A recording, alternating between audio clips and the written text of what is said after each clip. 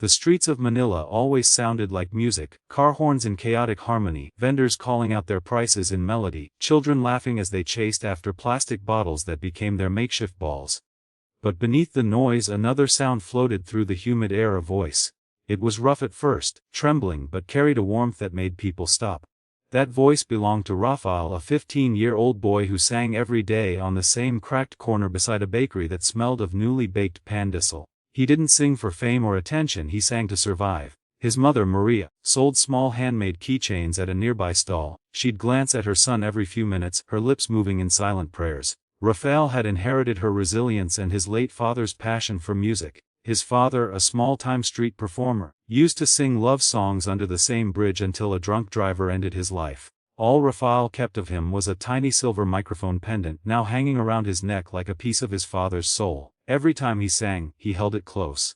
Tourists sometimes gathered, filming him with their phones. They smiled, surprised that such a big voice could come from such a thin boy with dusty shoes. His English wasn't perfect, but when he sang Elvis Presley songs, his accent faded, replaced by sincerity. He didn't try to mimic Elvis's deep tone exactly. Instead, he let the music bend around his own soul. Wise men say, "Only fools rush in," he would sing, and his mother would quietly wipe her eyes while pretending to arrange her keychains. The nights were harder. When the city quieted, Rafael and Maria would walk back to their small room at the edge of the slums. The walls were thin, the ceiling leaked when it rained. Some nights there was no dinner. Rafael would stare at his reflection in a small cracked mirror. One day, he would whisper, "Simon Cowell will hear me." Maria would smile tiredly. Then sing like he already is, "Anak." She always called him Anak, "my child," the only sweetness left in her tired voice. One humid evening, as the sky turned the color of rust, Rafael began singing again. His speaker, salvaged from a garbage pile, buzzed slightly. He adjusted the volume and started, "Can't Help Falling in Love." The plaza was busier than usual, filled with locals and tourists heading to night markets. A foreign couple stopped in front of him. The woman, blonde and sunburnt, clasped her hands near her mouth. "Listen," she whispered to her husband. They stood for the entire song, recording every second. When Rafael finished, the woman approached, slipped a few bills into his box, and said, "You have a gift, sweetheart. Don't stop singing." He didn't know then that the video they had filmed would change everything. 2 days later, the video hit the internet. Within a week it had over 1 million views. Comments flooded in from around the world. People calling him the Filipino Elvis. Others begging to know his story. Maria didn't even have proper Wi-Fi. Their neighbor showed her the video on a borrowed tablet. When she saw her son's face and heard the applause through the speakers, she broke down crying. For the first time in years, tears weren't from despair but disbelief. "Rafael," she gasped, "they see you." One morning, while they were having instant coffee and bread, Maria's phone buzzed. She opened the email and her hand froze. It was from America's Got Talent. They had seen the viral video and wanted Rafael to audition in Los Angeles. At first, she thought it was a scam, but after confirming, she screamed, startling their neighbors. Rafael dropped his bread. "What happened?" he asked. She could barely speak. "You're going to America."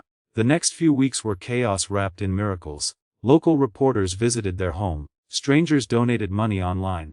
The community pitched in, sewing, cooking, helping with documents. A tailor offered to fix Rafael's white Elvis suit that Maria had been making by hand. She added golden thread along the collar, just like the real Elvis had worn. Each stitch was a prayer. When the day came to leave, Maria hugged him tighter than ever before. She couldn't afford to travel with him, so a volunteer guardian from a charity agreed to accompany Rafael. At the airport, Maria gave him his father's pendant again, this time polished and shining. "Wherever you go," she said, "your father sings with you." He promised he would make her proud. As he boarded the plane, his stomach twisted with both fear and wonder. He had never seen an airplane from the inside. The moment it lifted from the runway, he pressed his forehead to the window, whispering, "Papa, Mama, I'm doing this for you." Los Angeles felt like another planet. Cold air, enormous buildings, people speaking too fast. But backstage at America's Got Talent, everything was louder. Contestants laughed nervously, makeup artists rushed around, stage managers gave orders. Rafael stood quietly, his heart beating so fast it hurt. When his turn came, he felt his knees shaking. The assistant whispered, "You're next." He stepped out under the blinding lights, his small frame dwarfed by the vast stage. Thousands of faces stared at him. Camera zoomed in. The judges sat like distant statues: Howie, Heidi, Sophia, and Simon Cowell. Simon looked at the boy's outfit, white suit, gold trim, silver pendant, and smirked slightly. "Hello there," he said. What's your name? Rafael's voice quivered. My name is Rafael, sir. I'm from the Philippines. And what are you going to do for us today? Simon asked, leaning back in his chair. Rafael swallowed hard. I'm going to sing an Elvis Presley song for my father. The audience murmured. Simon nodded. All right, good luck. The lights dimmed. The opening chords of Can't Help Falling in Love began to play. For a heartbeat, Rafael froze. Then he remembered his mother's words. Sing like the world is already listening. He closed his eyes and let the first line fall from his lips. The sound that came out was not the voice of a scared street boy but of an artist who had carried every pain, every hunger, every prayer into that one moment. He sang softly at first, his tone pure, controlled. The crowd grew silent. Heidi's mouth parted. Sophia clasped her hands. Simon's eyebrows rose. As the song built, Rafael's confidence grew. He moved slightly the way Elvis once did, subtle, soulful. The audience felt it. They could sense this wasn't imitation, it was transformation. When he hit the final note, his voice cracked ever so slightly, raw and human. Then silence. The silence lasted 3 full seconds, then the theater erupted. People jumped to their feet cheering. The boy looked around, eyes wide, unable to process what was happening. He covered his mouth, overwhelmed. Tears spilled down his cheeks. From the judges' table, Howie stood first, clapping above his head. That, he shouted, is why we're here. Sophia and Heidi followed, both standing. Simon remained seated, staring at Rafael with an unreadable expression. The audience quieted again as Simon leaned forward, elbows on the table. His voice was calm but softer than usual. Rafael, he said, I've been doing this show for a long time. I've seen a lot of singers who try to be Elvis, but you didn't try. You became the music. You made everyone in this room feel something real. Rafael's breath hitched. He didn't know what to say. Simon looked toward Sophia, then Heidi, and then back at the boy. You know what I think? He said, smiling slightly. I think your father would be very proud. The crowd gasped. Then Simon pressed the golden buzzer. Gold confetti exploded from above, raining over the stage like blessings from heaven. Rafael fell to his knees, crying as the glitter stuck to his hair and cheeks. Backstage, Maria, watching through a monitor after being flown in secretly by the producers, screamed and covered her face. She rushed out as the audience chanted his name. When she reached him onstage, they hugged tightly, both sobbing, the confetti swirling around them. When the lights dimmed and the confetti settled, Rafael could hardly breathe. His heart pounded so loudly that he couldn't hear the cheering anymore. Only the rush of blood in his ears and his mother's trembling sobs against his chest. He kept repeating, Mama, we did it, but the words felt too small for what had just happened. Cameras circled them, producers shouted for close-ups, the audience still chanted his name. In the middle of all that chaos, Simon Cowell leaned back in his chair, still smiling faintly, as if trying to figure out what he had just witnessed. Backstage, after the crowd finally calmed, a production assistant led Rafael and Maria to a quiet hallway for interviews. Bright lights, microphones, and questions bombarded them. How does it feel to win the golden buzzer? Who inspired you? What's next? Rafael could barely answer. His hands shook as he gripped his pendant. Maria wiped tears from her face and whispered, he just wants to call home. When they handed him a phone, he called their neighbor in Manila on video chat. The connection was bad, but familiar faces appeared, friends from the market, kids from the plaza, the bakery lady who had given him leftover bread. Everyone was crying, shouting, laughing. For a moment the distance between Los Angeles and Manila disappeared. That night, back at the hotel, Rafael lay awake staring at the ceiling. The golden confetti was still tangled in his hair. Maria sat by the window, unable to sleep either. You know, she said softly. When you were born, your father sang Elvis songs to you in the hospital. The nurses laughed because he wouldn't stop. He said, my boy will sing louder than me one day. She smiled, wiping her eyes. He was right. Rafael turned his head toward her. I felt him there tonight. She nodded. I did too. The next morning, headlines exploded across the internet. Filipino Elvis gets golden buzzer on 8. Simon Cowell left speechless by teen from Manila. Within hours, millions of new views poured into his audition video. Reaction channels analyzed every note. News anchors called him the boy who sang from the streets to the stars. Rafael scrolled through the comments until his eyes hurt. Thousands of strangers telling him how his voice had made them cry, how his story gave them hope.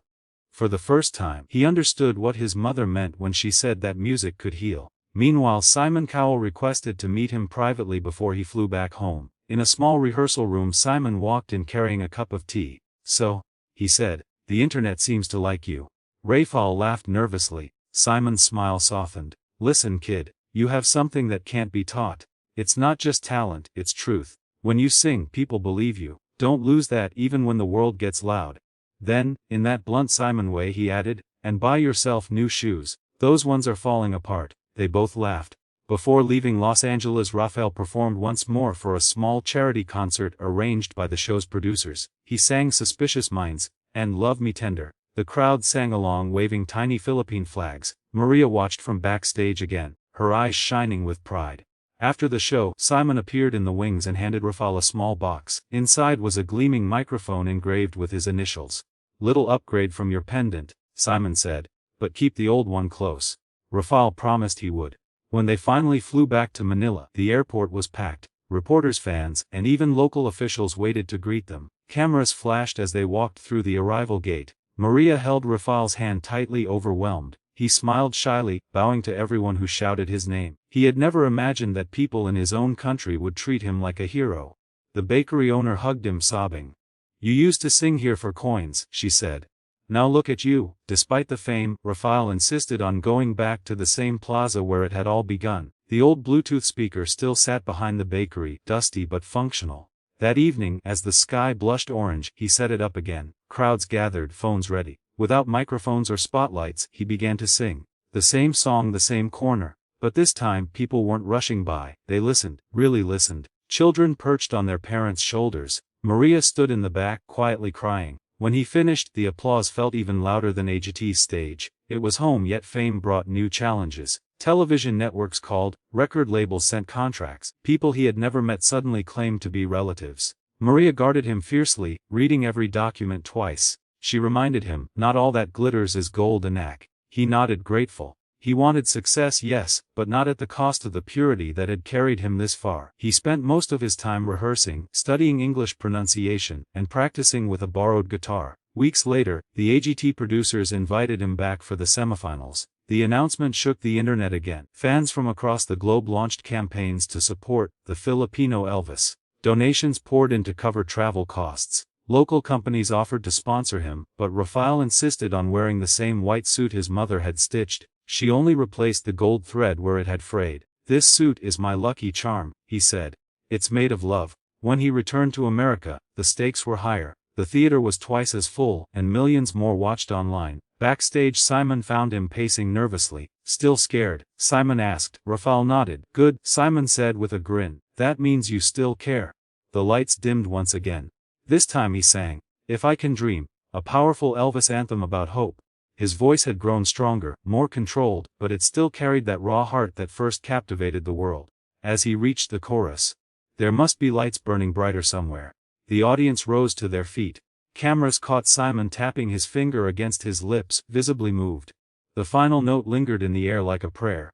When the applause thundered, Rafael smiled but didn't cry this time. He simply bowed, hands pressed together in gratitude. Simon stood, clapping slowly. Rafael, he said into the mic, you didn't just give us a performance, you gave us hope. And you reminded everyone that greatness can come from anywhere, even a street corner in Manila. Backstage after the show, journalists swarmed him again.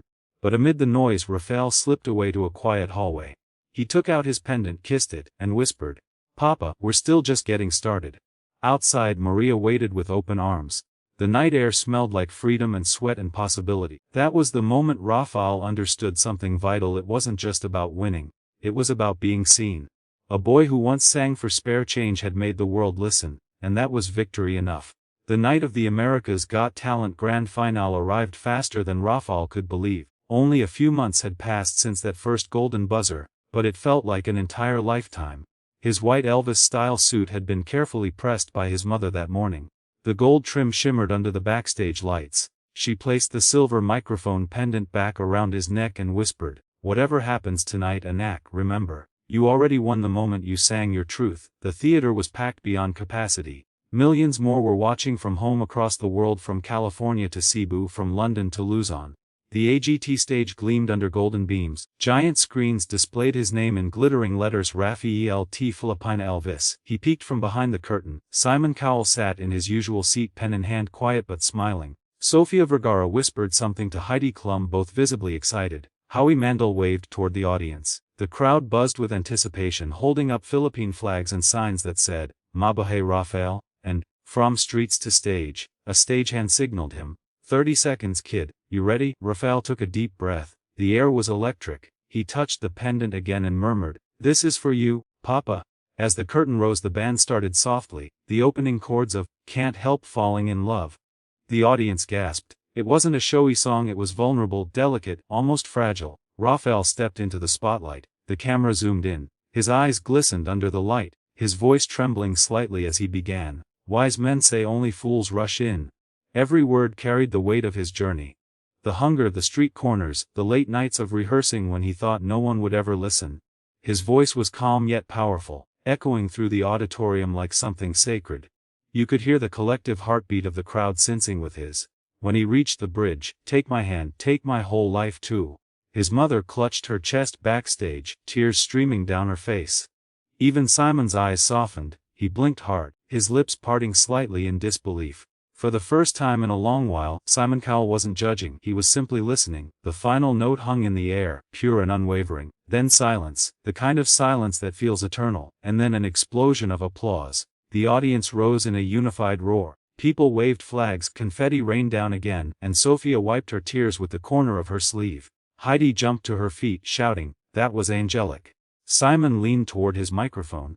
"Rafael," he said slowly, his British accent softer than usual, "I've been part of this show for years, and I've seen some incredible acts, but there's something about you.